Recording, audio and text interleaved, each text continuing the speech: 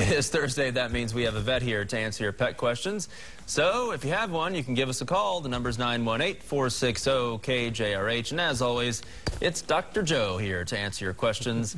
And he's brought along Pistol this morning. A very fitting name for this dog. It is very fitting for this dog. Yep, he's a little terrier cross, and he's about 8 or 9 weeks, and he really is. He can move fast as lightning here. He's wonderful. You asked me what he is,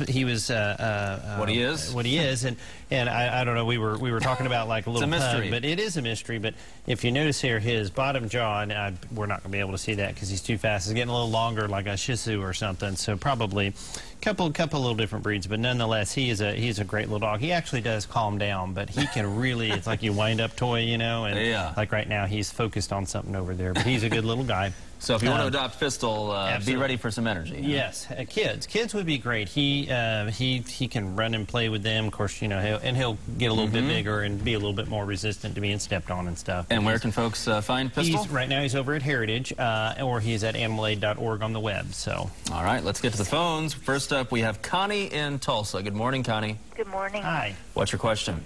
I was going to ask Dr. Joe. I have a 95-pound boxer, brindle boxer, and we're using him to flea and tick where we go down his back from our vet. And I was just wondering, how long does that need to stay on there before I can give him a bath? Oh, I see what you're saying. Yeah, usually most of those now, they've kind of proved that they're pretty water resistant. I usually tell people a couple of days or so.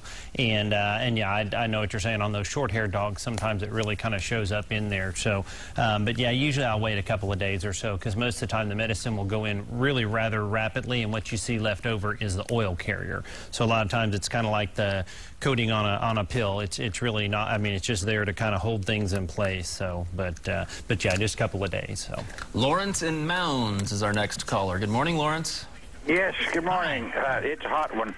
Oh boy, yes it is. I have a Chihuahua. Yes. And I've done everything I can think of, from a flea collar to flea bath, and I've put the drops on these shoulder blades and everything else, and I can't get rid of the fleas.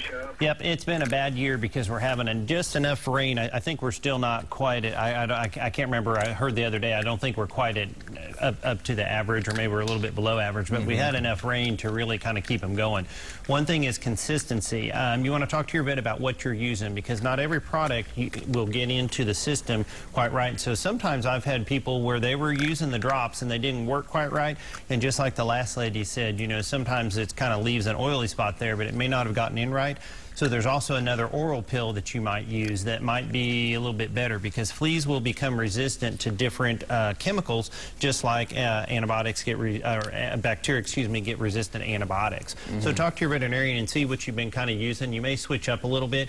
We found that kind of switching some of the products sometimes helps solve that problem, because it's a bad year for that. So. Okay, I think we're going to squeeze in one more call. Is that right?